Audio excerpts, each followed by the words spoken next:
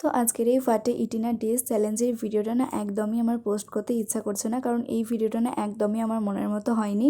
তো তাও ভাবলাম তোমাদের সাথে যখন আমি রেগুলার ভিডিও শেয়ার করছি, তাতে যখন তোমরা আমাকে এতটা ভালোবাসা দিচ্ছ, এটাতেও একটু ভালোবাসা দেখিয়ে দিও। তো আজকে হচ্ছে আমার 8th নাম্বার ডে। তো চলো শুরু করি আমার আজকের ফাটে ইটিনা ডে। তো আজকে সকালে ঘুম থেকে উঠতে না উঠতেই আমার মা ধরিয়ে দিয়েছে হাতে এতগুলো খেজুর। তো এগুলো পাড়ার একটা কাকু আমাদের বাড়িতে দিয়ে গেছে। খেজুরগুলো খেতে কিন্তু খুবই মিষ্টি ছিল। আর তারপরে কিন্তু খেয়ে নিয়েছিলাম আমি মুড়ি। আর মুড়ির সাথে ছিল কিন্তু আজকে কুমড়ো আলুর একটা তরকারি, তার সাথে ছিল কিন্তু পেঁয়াজি, আর ছিল পাঁপড় আর একটা মিষ্টি।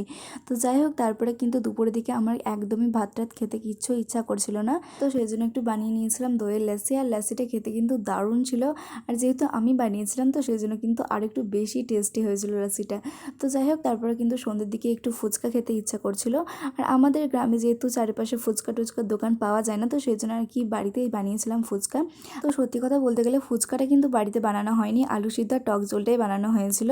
তো দোকান থেকে যে রেডিমেড ফুচকাগুলো প্যাকেটে পাওয়া যায়, সেগুলোই কিন্তু নিয়ে আসা হয়েছিল, মানে পাঁপড় ফুচকাগুলো।